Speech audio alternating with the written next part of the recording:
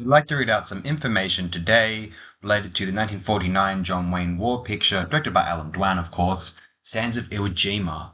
This is an IMDb review from one Sean P-2 on was uploaded on the 12th of July 2000, and its headline is Survivors Tricked into Participating. This is interesting. I've just read The Excellent Flags of Our Fathers by James Bradley, the son of one of the surviving Iwo Jima flag raisers, John Doc Bradley. It's an account of all of the flag raisers before, during, and after the war.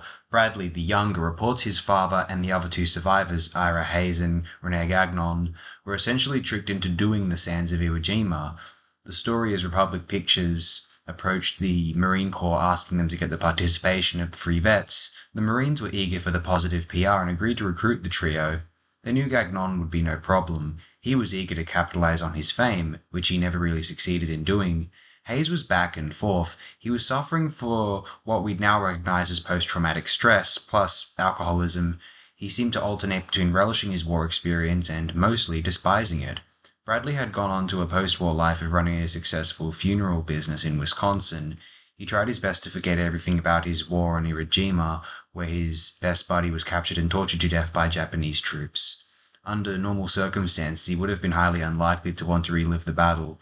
The Marines, though, cleverly, went to each man and said, falsely, the other two had agreed to participate in the movie.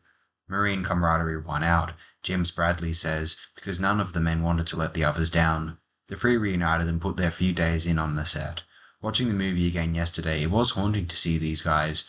Post-war audiences would have recognized them immediately because they were so famous then. Modern-day viewers probably miss them because they come and go so fast. Near the top of Mount Suribachi, John Wayne says, "First squad, over here," and then he hands them a flag to raise at the summit.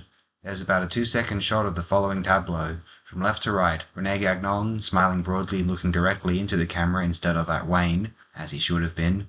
Doc Bradley, also smiling, but looking at his commander, and Ira Hayes, looking morosely at the ground. The two men then dash off to carry out their orders from the Duke. The flight up the summit of Suribachi in the movie made for a dramatic moment, but Bradley's book makes it clear the movie's account was bogus. The Marines basically walked up to the top of the mountain during a lull in the battle. A different group of Marines put up a small flag, initially. Bradley, Gagnon, Hayes, and others were later ordered to raise a larger flag, and that act is depicted in the famous photo by Joe Rosenthal. It's a very basic and somewhat fun film, although it's, I don't know, cosmic excitement as a 2023 viewing. I can imagine a time, in the 1950s or 60s, there's a certain worldview wherein the best thing you can do one evening is watch Sands of Iwo Jima. We're far from that place, although an evening in with Sands of Iwo Jima isn't necessarily a bad evening, although one which could never be the best day of one's life, I would imagine. Put it that way. Put it that way.